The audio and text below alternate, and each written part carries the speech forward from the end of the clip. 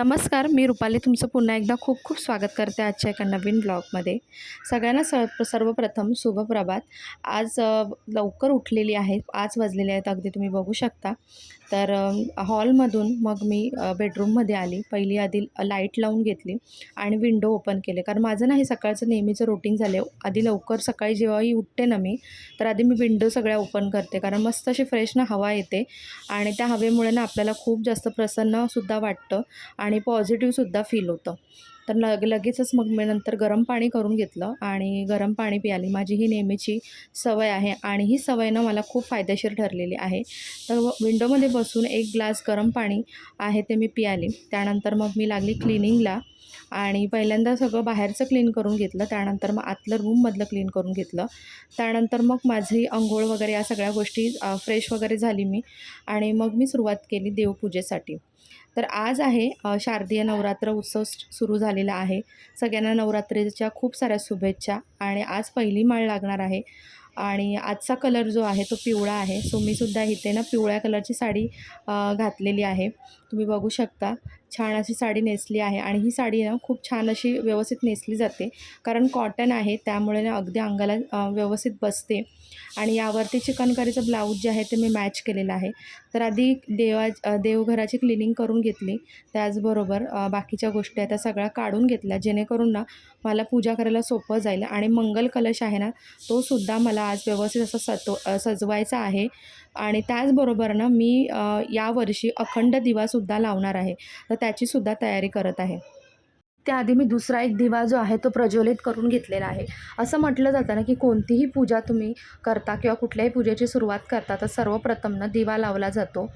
सर्वप्रथम दिव्याची पूजा केली जाते त्यानंतरच बाकीची पूजेला जे काही असं ते सुरुवात केली जाते. पण बऱ्याचदा असं मी पाहिलं आहे ना की लोकं सगळी आधी पूजा करतात आणि मग शेवटी दिवा आणि अगरबत्ती लावतात. पण असं करणं शास्त्रानुसार चुकीचं आहे. प्रथम दिव्याची पूजा केली जाते. तुम्ही सत्यनारायणच्या पूजेला किंवा कुठल्याही पूजेला बघा पंडित जे असतात ब्राह्मण जे असतात ते पहिली दिव्याची पूजा करायला सांगतात. तर बघा इथं माझा मंगल कलश जो आहे तो छान सजलेला आहे. पिवळ्या कलरचं वस्त्र साडी जी आहे ते देवीला घातली आहे. त्यानंतर दिवाबत्ती करून घेतलेली आहे आणि फुलं हार वगैरे सगळं व्यवस्थित असं देवाला अर्पण केलेलं आहे आणि मला ना खूप प्रसन्नता वाटते जेव्हा पण भरपूर फुलं वेगवेगळ्या प्रकारची सुवासिक अशी मी देवांना अर्पण करते ना त्यावेळेला मला खूप जास्त पॉझिटिव्ह फील येतं.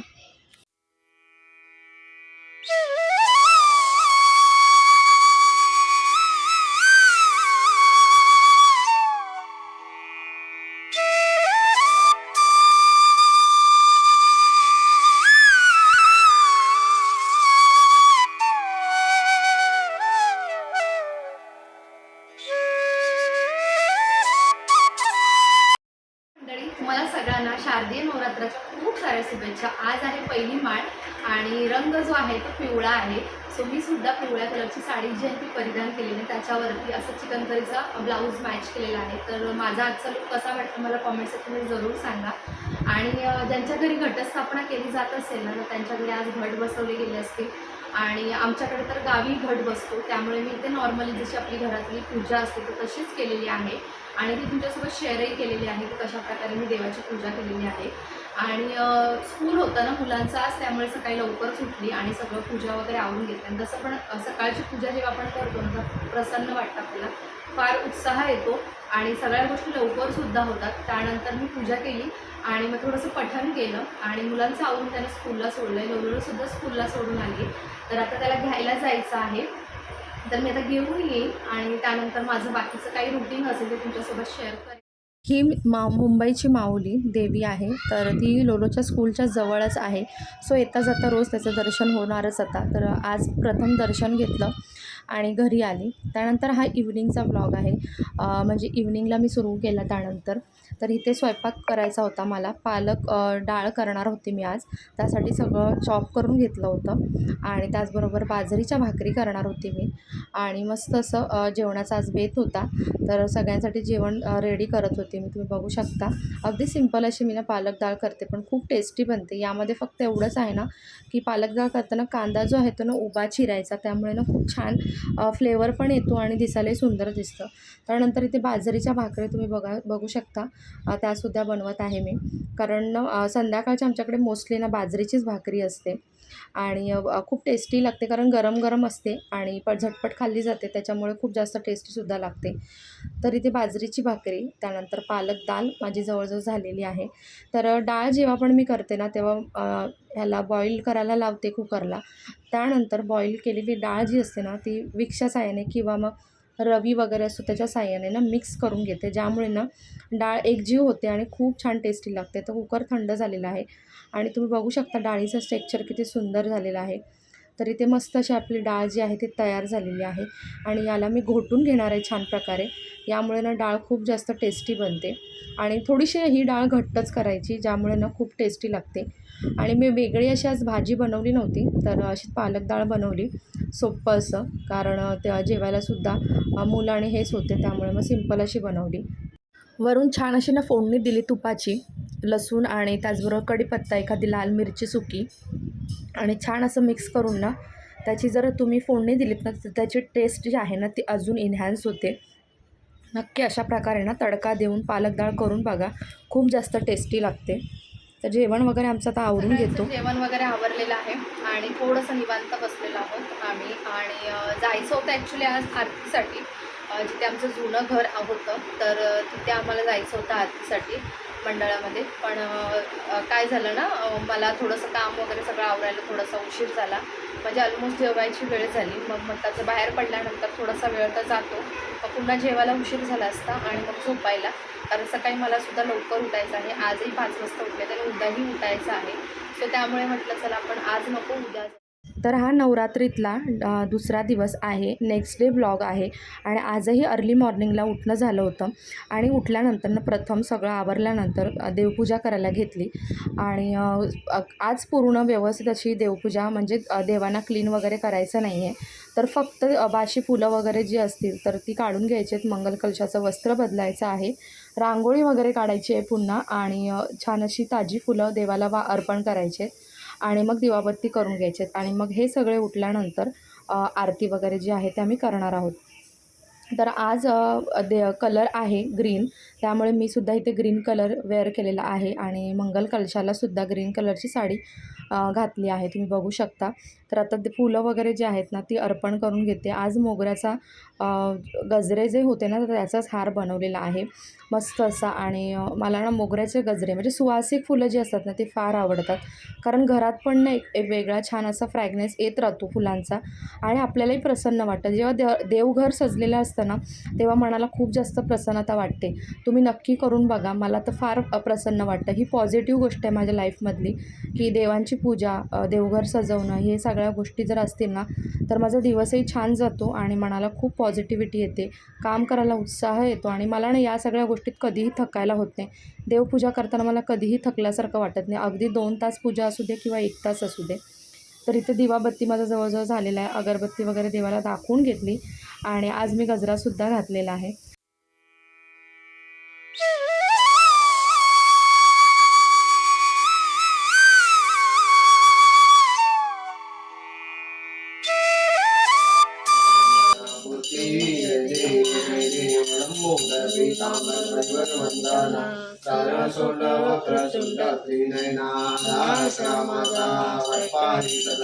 अंकाशी पावावे निर्माणी रक्षावे सुरवर्ण सोडी भोगाशा अंबे दुर्गा सोडी मनोपर विलासा हर कलिंगाला मंगलेशा जय देवी जय देवी महिषासुरमर्दिनी सुरवारी सर्वदेगार संजीवनी जय देवी जय देवी खाली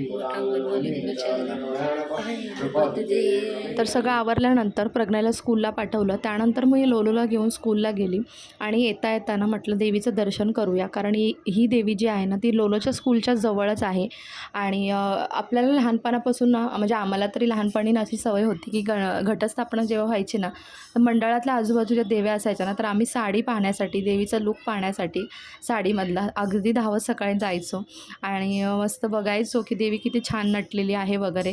तर तुम्हीसुद्धा या गोष्टी रिलेट करता का, नक्की सांगा. जे 90sमधले असतील ना ते लोक नक्कीच रिलेट करत असतील या गोष्टी. नमस्कार मंडळी. तर आज नवरात्रीतला दुसरा दिवस आहे आणि दुसरी माळ लागली आज आणि त्याचबरोबर आजचा कलर जो आहे तो हिरवा आहे. सो मी सुद्धा हिरवी साडी घातलेली आहे. तर ही साडी ना पटोलामध्ये आहे आणि आधीच्या एका दुसऱ्या ब्लॉगमध्ये तुम्ही ही साडी पाहिलीसुद्धा असेल आणि खूप हलकी आहे आणि याचे फोटोज जे आहेत ते तुम्हाला पुढे शेअर करेनच. त्याचबरोबर तुम्ही इंस्टाग्रामवरती पण बघू शकता. आणि देवाची छान अशी पूजा झालेली आहे. तर देवीलासुद्धा ग्रीन कलरची साडी जी आहे ना तर तीच घातलेली आहे. थोडंसं डिफिकल्ट गेलं सकाळी मला ती साडी चेंज करायला, कारण कलश जो आहे ना तर तो मी व्यवस्थित असा ठेवला होता आणि तो कलश मला हलवायचा नव्हता. म्हणजे देवीचा कलश जेव्हा आपण घटस्थापना तर घरी नाही आहे, पण जेव्हा आपण नवरात्रीमध्ये ना पहिल्या दिवशी पूजा करतो त्यानंतर पुढचे 9 दिवस ना देवीची पूजा म्हणजे देवाची पूजा नसते करायची, घट हलवायचे नसतात. म्हणजे देव एका जागी स्थिर असतात 9 दिवस. सो त्यामुळे मला तो कलश उचलायचा नव्हता. तर थोडीशी साडी घालताना मला डिफिकल्टी आली, बट मी कलश न हलवता ती साडी व्यवस्थित घातलेली आहे. पुढे एक छोटासा धागा बांधून ना त्याला व्यवस्थित अशी टाय केलेली आहे. तर आता प्रज्ञासुद्धा येईल स्कूलमधून. लोलोचं स्कूल दुपारी सुटलं, त्यानंतर मग त्याचं आवरणं आणि स्वयंपाक पण मला लवकर करायचा आहे आज, कारण संध्याकाळी मुलांना घेऊन जायचं आहे आज देवीला. म्हणजे देवी बघायला जायचे एरियामधल्या ज्या देव्या आहेत बसलेल्या आमच्या इथे, आणि विचार चालला आज गरबा खेळायलासुद्धा जायचं आहे. तर बघू आता कसं शक्य होतं ते. आणि जिथे आम्ही राहत होतो ना जुन्या घरी म्हणजे चाळीमध्ये, तर तिथे देवी बसलेली आहे यावर्षी, कारण अर्धी चाळ अजून रिकामी करायची बाकी आहे. सो तिथे नवरात्र उत्सव आहे आणि गरबासुद्धा आहे, आरती आहे आणि तिथे आम्ही डेली जायचो आरतीला जेव्हा तिथे होतो राहायला. आधीच्या म्हणजे नवरात्रीच्या गेल्या वर्षीच्या ब्लॉगमध्ये सुद्धा तुम्ही पाहिलं असेल. सो मुलांना कालच न्यायचं होतं, पण काल प्रचंड आम्ही थकलो होतो, सकाळी लवकर उठलं झालं त्यामुळे मग शक्य झालं नाही. तर आज कसंही करून घेऊन जायचं आहे, कारण प्रज्ञा काल रुसला होता थोडासा. तर आता सगळं स्वयंपाक वगैरे आवडून घेते आणि त्यानंतर मग पुढे संध्याकाळी तुमच्यासोबत शेअर. सारी वारी वारी जन्म मरणाचे हारी, हारी पडलो आता संकट निवारी. जय देवी महिषासुरमर्दिनी, सुरवरी सर्वमध्ये तारक संजीवनी. जय देव त्रिभुवनी माता तुझे नाही, चारी शमले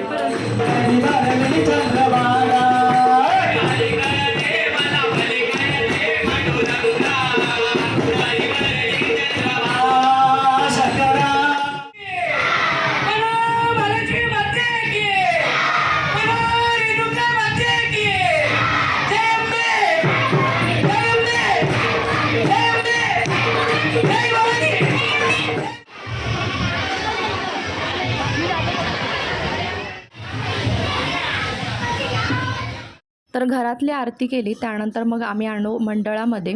तर इथे मंडळातसुद्धा आरती चालू होती आणि आम्हाला ना अपेक्षाच होती की आरतीला आम्ही तिथे पोचावं. सो थोडीशी का असेल आम्हाला आरती मिळाली, आरती केली, त्यानंतर देवीचं दर्शन घेतलं. त्यानंतर पुढे निघालो दुसऱ्या देवीला, जिथे लोलोचं स्कूल आहे ना तर त्या देवीला प्रज्ञेला जायचं होतं. सो तिथे निघालो आणि संध्याकाळचं बघा किती छान वाटते. आपण मी व्हिडिओमध्ये जो दोन्ही दिवस दाखवला तर सकाळचं मॉर्निंगचं होतं, तर हा संध्याकाळचा लुक आहे आजूबाजूचा. तर किती छान असं वाटतं, प्रसन्न वाटतं लाईटिंग्समध्ये. तर प्रज्ञेला जायचं होतं, सो त्यामुळे मग तिथे आलो आम्ही. छान असं दर्शन घेतलं आणि तुम्ही बघू शकता झगमगाट असल्यामुळे ना खूपच छान देवीचं रूप, जे प्रसन्न रूप आहे ना ते तेजून एकदम निघालेलं आहे. अगदी अजून जास्त प्रसन्न वाटते आणि छान देखावेसुद्धा आहेत आजूबाजूला, तुम्ही बघू शकता. चला मग आजचा व्लॉग जो आहे तो मी इथेच एंड करते. दोन्ही व्लॉग कसे वाटले मला कॉमेंट सेक्शनमध्ये जरूर सांगा. अजूनही काही गोष्टी तुमच्यासोबत नक्की शेअर करेन. तोपर्यंत व्हिडिओ पाहत राहा.